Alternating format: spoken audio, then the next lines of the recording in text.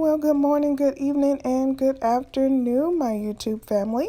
I hope you guys are having an amazing day. I'm glad you're here. Today I'm going to share a recipe where I made a peach crostata, and I think you guys would love this recipe. It is so delicious and so sweet from the fruit itself, and I think this is a great recipe to make at your home.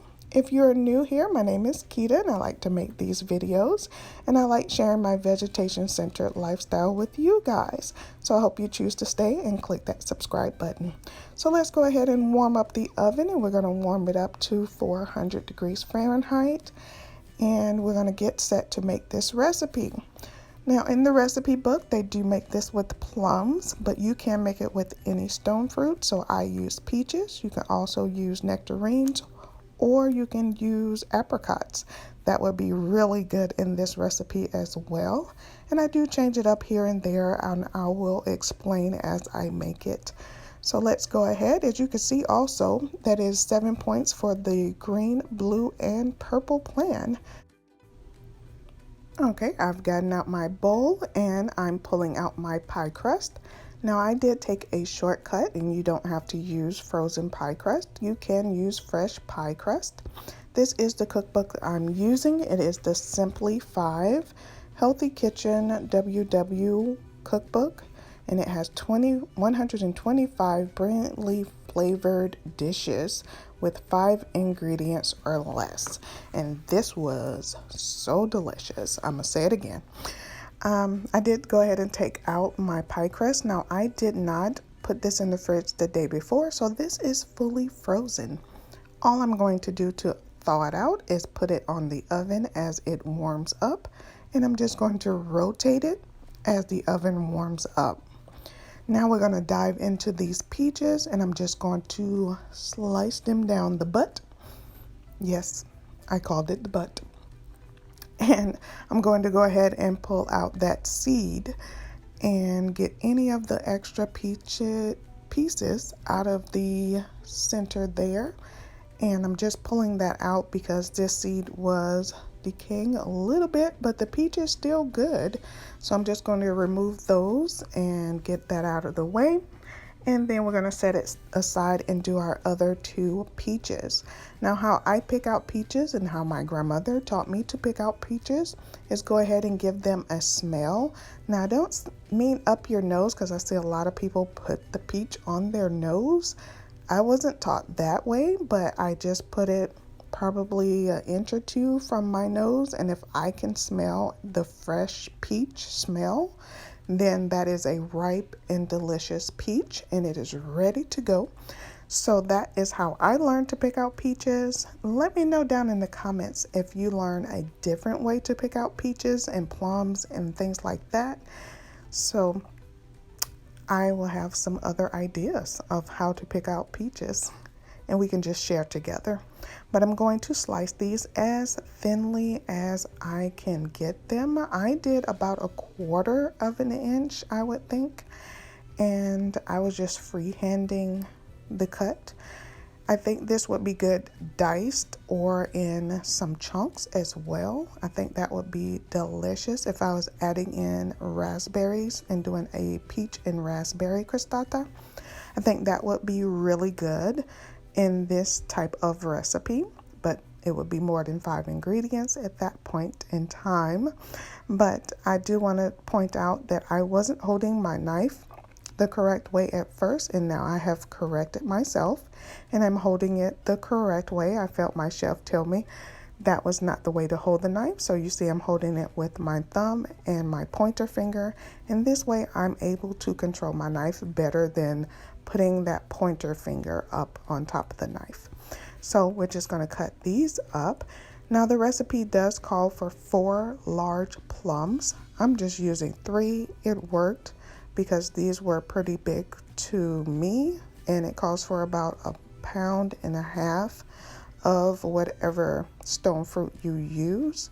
So I'm using 3 because I thought that was about 1 pound, and I thought this recipe really just needed about 1 pound. So again, I did change up the recipe just a little bit, but I'm going to type out the full recipe they have in the book down in the description box if you want to give this recipe a try for yourself. So now that I've cut up all of my peaches, I'm just going to go ahead and clean my board a little bit and discard the seeds. Now, I've heard you can replant these seeds, but I'm not ready for that. So we're just going to go ahead and discard them at this point. Here are my peaches all sliced up and ready to go. Now this does call for 1/3 of a cup of sugar, and I am using my vegan organic cane sugar, and yes, the vegan symbol is on the bag of the one that I buy, and I make sure it has no bone char in my sugar. So that is what I'm using there. It also calls for 1.5 tablespoons of all-purpose flour, and you guys know I love this unbleached flour from Trader Joe's. It has made some great recipes for me, so I'm just going to eyeball, well, the tablespoon was easy, but I'm going to eyeball the 1/2 tablespoon, and I'm going to throw this in the mix. And then it calls for 1/4 teaspoon of ground cinnamon and 1/8 teaspoon of nutmeg. I did a shortcut again. I took my pumpkin spice because this has the ground cinnamon, the nutmeg, and it has like other spices in there. And I thought this would be easier, so I just took 1/4 teaspoon and put it into the mixture here. And then we're just going to go ahead and mix that up. And when we mix it up, I'm just going to try to break up the peaches and separate them so that the sugar and the flour gets all between the pieces. And so we're going to do that right here. It's not going to take long. So let me know down below, what other desserts do you guys like to make? Are you on the Weight Watchers plan and you found some simple and easy desserts with low pointage? Most of the points I use are on desserts, and I try to save them for the end of the day because that's when I want a little something sweet.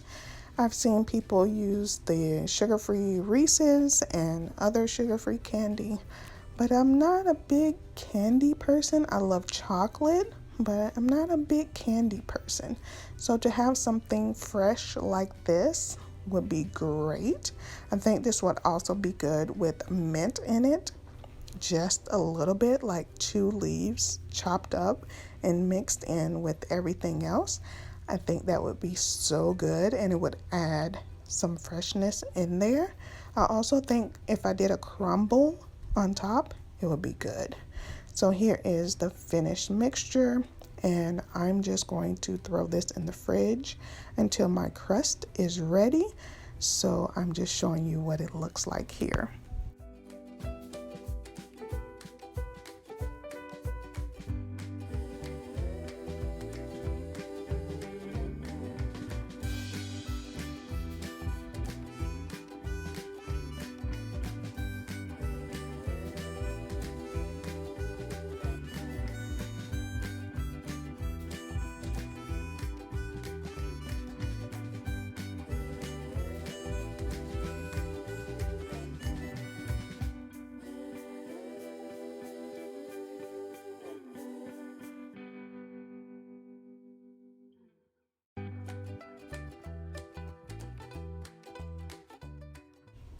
All right, our crust is ready to go, and I am ready for it.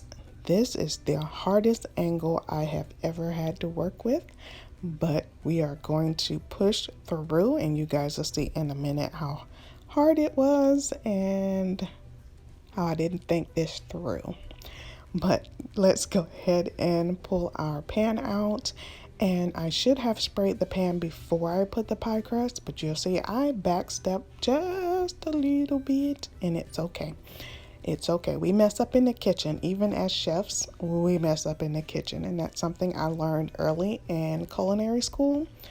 is there are mistakes and they're going to be made, and you just have to correct them and you have to keep moving. The show must go on. Hello, yes, ma'am. So I'm putting my pie crust on there, and then I realized I forgot to spray the pan. So we're just going to lift that up, give it a little spray, and since this is an olive oil spray, it is 0 points, so I didn't add any points adding that spray to the bottom of my crust. So we are good there. So we're going to go ahead and get our filling out of the fridge, and we're going to pour it in the middle. Now I was thinking I'm not going to waste a spoon. I'm just going to dump it on here, and this is where this angle did not work in my favor, because as soon as I dumped it, all the juices went to the right side of the screen, and I didn't get it all out. And of course, I want all that goodness on this pie. Come on. Oh my goodness. So I had to pull out a spatula out of the drawer next to me. So you see me trying to balance there. And then I'm going to scrape out all of that delicious goodness, flavoring. Just, y'all, it's, yeah, that's what it is. So I'm going to put the bowl to the side, and we're going to push the filling over to the middle where it should have been. So don't make my mistake and try to dump it. Go ahead and just spoon it out slowly into the middle, and your pie will be better than mine. I promise. It will be better, even though this was still good. So I do go ahead and do that. You want about 1 inch on the edge to be clear, and then you just want to take your sides and start folding it up. Once you get that first one up there, you kind of just push the next layer into the layer before that, and you just go completely around all of the filling into a circle. And you'll see me just press that up, and it's so easy, so simple. I was mad about that filling on the side there, all those good juices that I could have added into this pie, but I promise you it was still delicious. I'm going to show you.